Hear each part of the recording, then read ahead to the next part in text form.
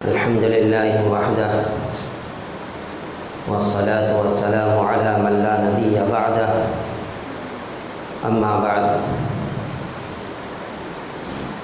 رب اشرح لي صدري ويسر لي أمري واحلل عقدة من لساني يفقهوا قولي۔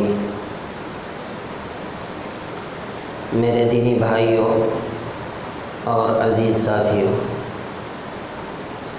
سب سے پہلے ہم اللہ کا شکر ادا کریں کہ اللہ پاک نے ہماری عمروں کو رمضان تک بڑھا دیا، اور وہ رمضان ہمیں عطا فرمایا جس کا کافی دنوں سے ہمیں انتظار تھا۔ کئی مہینے پہلے سے لوگ بولتے آ رہے تھے کہ رمضان آ رہا ہے، رمضان آ رہا ہے، رمضان آ رہا ہے۔ پھر ہم نے رمضان المبارک کا چاند دیکھا تو کتنی خوشی ہوئی ہوگی اس چاند کو دیکھ کر۔ لوگوں نے دعائیں پڑھی کہ اے اللہ اس رمضان المبارک کے چاند کو ہمارے لیے خیر و برکت کا ذریعہ بنا دے۔ یہ دعائیں کی اور پھر اس کے بعد سب خوش ہو گئے کہ اب آج کی سحری ہوگی اور کل کا روزہ ہوگا، پھر عشاء کے بعد 20 رکعت تراویح پڑھیں گے۔ یعنی یہ شوق کافی دنوں سے ہمارے دلوں کے اندر پیدا ہوا تھا، جس کا لطف اور مزہ ہم لے رہے ہیں۔ چنانچہ ہم نے عشاء کی نماز پڑھی اور تراویح بھی پڑھی، اور پھر اس کے بعد فجر کی نماز بھی پڑھنے کی اللہ نے توفیق عطا فرمائی۔ تو یہ رمضان المبارک کا مہینہ ہے، بچے کے دل کے اندر اللہ نے شوق بھر دیا ہے۔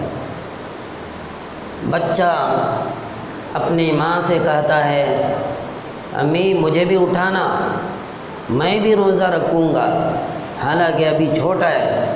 ایک چھوٹی ننھی سی بچی کہتی ہے امی مجھے بھی اٹھانا، میں بھی روزہ رکھوں گی۔ تو یہ رمضان کا مہینہ جو ہے، جس طرح اللہ کے نبی نے اعلان فرمایا اولہ رحمت اوسطہ مغفرۃ وآخرہ عتق من النیران، اسی طرح اللہ نے بچے کے دلوں کے اندر شوق بھر دیا۔ چنانچہ بڑے تو بڑے، لیکن بچے بھی کہتے ہیں کہ ہمیں بھی روزہ رکھیں گے، ہمیں بھی تراویح پڑھیں گے۔ چنانچہ مسجدوں کے اندر ایک قسم کی بہاریں ہیں، بچے کود رہے ہیں، ناچ رہے ہیں۔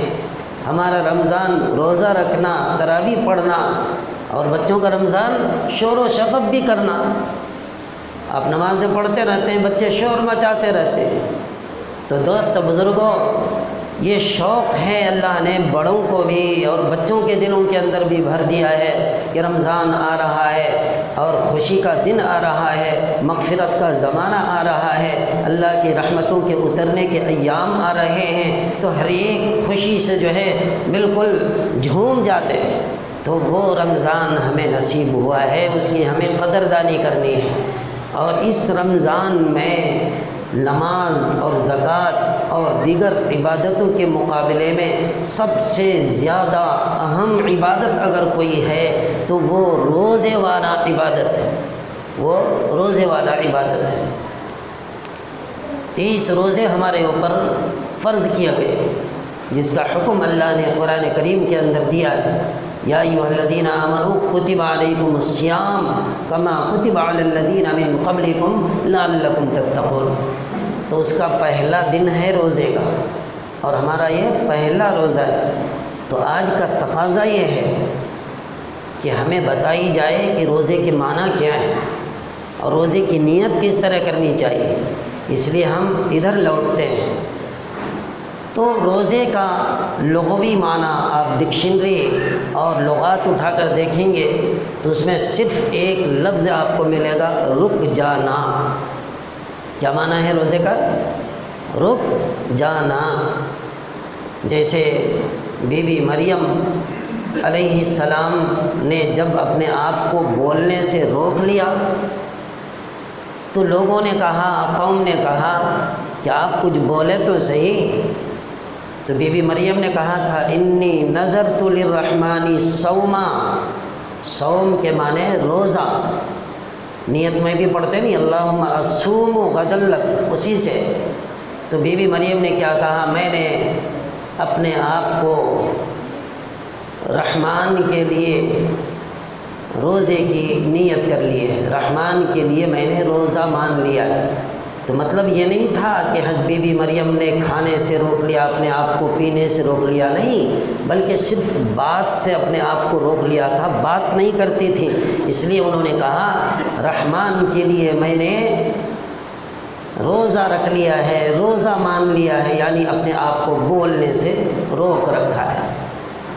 تو لغات کے اندر جو ہے صرف رک جانا، اور ابن حجر رحمۃ اللہ علیہ نے اس کی تشریح اصطلاحی اعتبار سے اس طرح فرمائی کہ روزہ کہتے ہیں امساکم، الامساک یعنی رک جانا، فی زمن مخصوص عن شیء مخصوص بشرائط مخصوصہ، کہ مخصوص وقت میں مخصوص شرائط کے ساتھ رک جانا اور اپنے آپ کو روک لینا، یہ روزہ کہلاتا ہے۔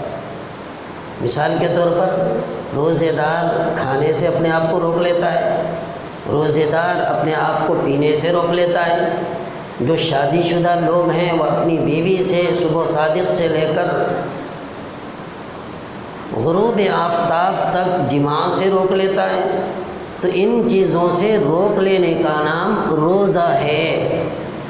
تو اللہ سے دعا فرمائیں کہ جیسا روزے کا حق ہے ہم اس کو ادا کرنے والے بنیں، اللہ ہمیں روزے کے حقوق کو ادا کرنے کی توفیق عطا فرمائے کہ جس طرح کھانے پینے سے رک جاتے ہیں اسی طرح ظاہری اور باطنی گناہوں سے بھی ہمیں بچنے کی توفیق نصیب فرمائے، اس لیے کہ نیک کام کرنے سے زیادہ بعض دفعہ گناہوں سے رک جانا یہ بہت اہم ہوتا ہے۔ ہم گناہ کر کے ہم روزہ رکھ کر کوئی گناہ کریں گے یہ ہمارے لیے بہت زیادہ نقصان دہ ہے اور روزہ کو خراب کرنے والی چیز ہے۔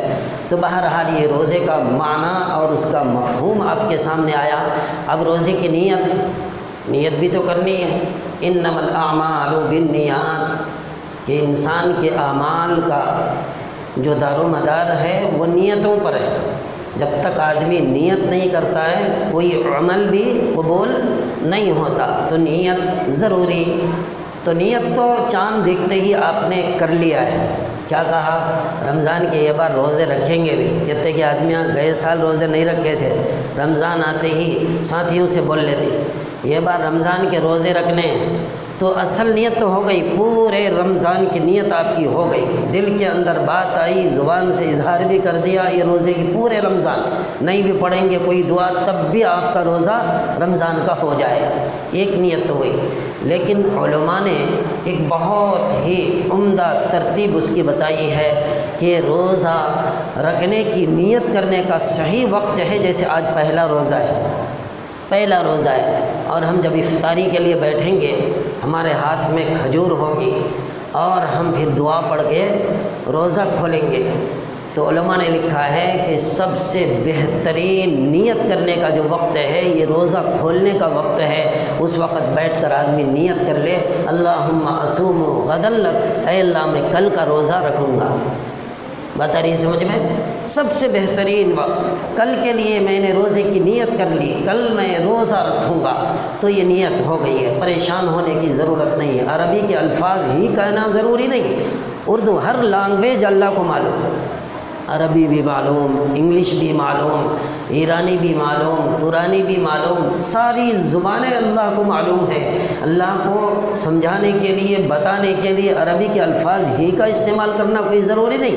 کوئی اردو جانتا ہے اردو میں کر لے، کوئی ہندی جانتا ہے ہندی میں کر لے، کوئی ہندی بھی نہیں جانتا اردو بھی نہیں جانتا تو کنڑا میں کہہ لے۔ کیا کہہ لے؟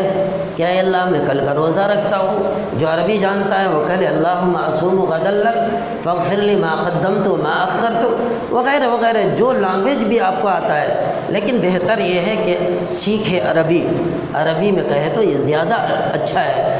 تو اللہ سے دعا فرمائیں کہ اللہ پاک ہمیں روزہ کی نیت اور دیگر دینی ضروریات کو سیکھ کر عمل کرنے کی توفیق نصیب فرمائے، اس لیے کہ آپ حضرات جو سیکھ کر عمل کریں گے، جو جان کر عمل کریں گے، یہ اللہ کو بہت محبوب ہے، بہت مقبول ہے، اللہ پاک اس کا بہت زیادہ اجر عطا فرماتے ہیں۔ اس لیے ہمیں سیکھ کر عمل کرنا چاہیے۔ تراویح کے بعد اگر کسی کو کوئی مسئلہ پوچھنا ہو تو 1-2 منٹ رک کر آپ پوچھ سکتے ہیں، الحمدللہ انشاءاللہ تسلی بخش جواب دیا جائے گا۔ اور اگر کوئی بات معلوم نہیں ہے یا دیکھنے کی ضرورت ہے تو ہم اسے تحقیق کر کے آپ تک پہنچائیں گے انشاءاللہ۔ کریں گے سارے ساتھی؟ تو آج روزے کا معنی اور مفہوم آپ کے سامنے آیا اور نیت کس طرح کریں یہ بات سامنے آئی۔ تو اسی طرح سے دعا فرمائیں کہ اللہ پاک پورا رمضان ہمیں عمل کرنے کی توفیق نصیب فرمائے۔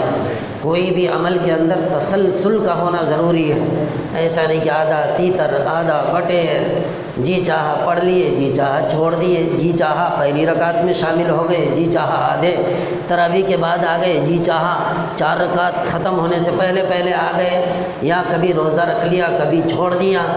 یہ اللہ کو پسند نہیں ہے۔ استقامت 30 ہی روزے تو ہیں، ایسا گزرے گا پتہ نہیں چلے گا، سال گزر گئے معلوم ہی نہیں ہوا، گئے سال بھی رمضان تھا پھر رمضان آ گئے۔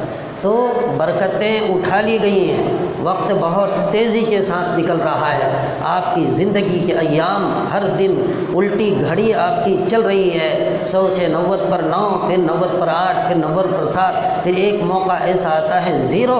بعض دفعہ ایسا ہوتا ہے رمضان سے پہلے ہی اللہ اپنے پاس بلا لیتے ہیں اور رمضان سے محروم کر دیتے ہیں۔ تو یہ رمضان بڑا قیمتی مہینہ ہے، بہت عظمت والا مہینہ ہے، اس کی قدر کرنی چاہیے۔